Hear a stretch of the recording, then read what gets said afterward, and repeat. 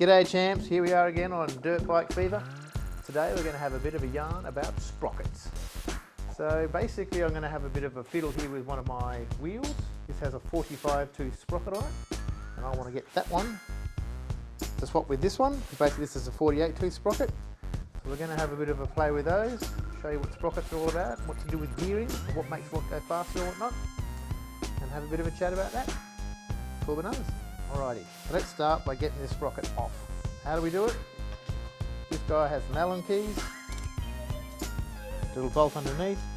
Okay, so it's going to use a 12mm spanner underneath. I'm going to crack each one. Now these are actually lock nuts. So lock nuts actually have a fair bit of tension on them. So I'm going to cheat, rather than using a normal old Allen key, I'm going to use my ratchet yarn.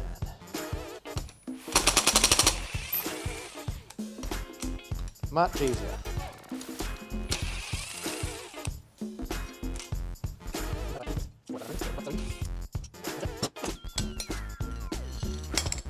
Sprocket shop. KDM sprocket's pretty easy. 6 bolts held onto the hub. Pretty straightforward. So now let's have a look at this.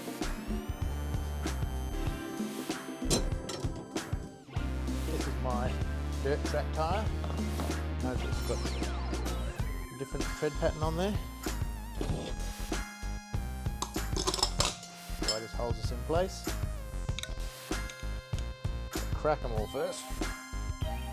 There we go. We've cracked them. Same drill. Unintended. Where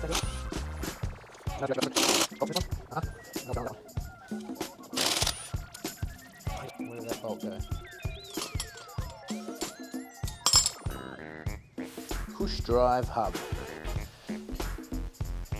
Like cracking an egg.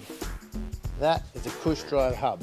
So as the sprocket turns this, it goes against these little rubbers. It sits in there.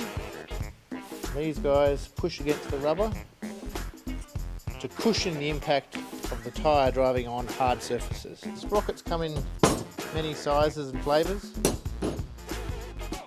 Small sprocket, and we're talking about the sprockets at the rear. This one here is actually a 38, it's pretty much as small as you can get. 40s, 45s, 50s, probably about a 54 is probably the largest sprocket you'd ever run. You don't want sprockets too big because that actually impacts on your suspension and leverage ratios.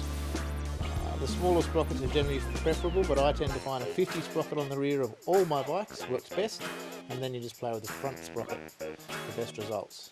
Now the other thing to note is that you've got an aluminium sprocket, which are light, and you've got steel sprockets. Steel sprockets are much heavier. Now steel sprocket will last for a long time, whereas the aluminium ones will tend to wear and pin over those teeth quite easily. Now this is the best compromise. This is actually a steel sprocket. These are called Dirt Tricks. They look fantastic, they last forever, but they are a little bit expensive. But basically you can put one of them on a big ball, and you're basically lucky to wear them out ever. So I highly recommend these, and they look the bomb. So go back in the shed. Let's get back to the task at hand, which is this bad boy, Dirt Tricks sprocket. These are expensive, probably around $160 Australian, but they're well worth it. They last for ages. Job done. Bigger Allen key means you can put more leverage on it.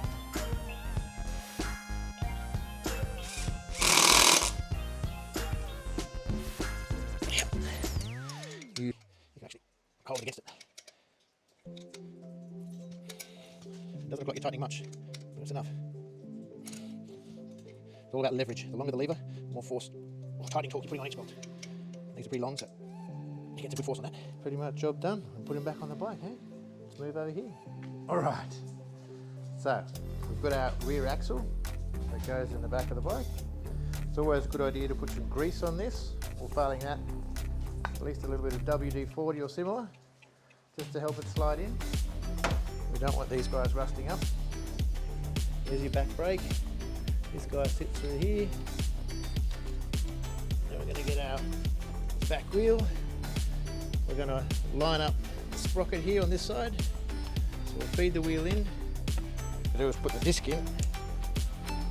Just line it into those pads. Now I can put the sprocket on.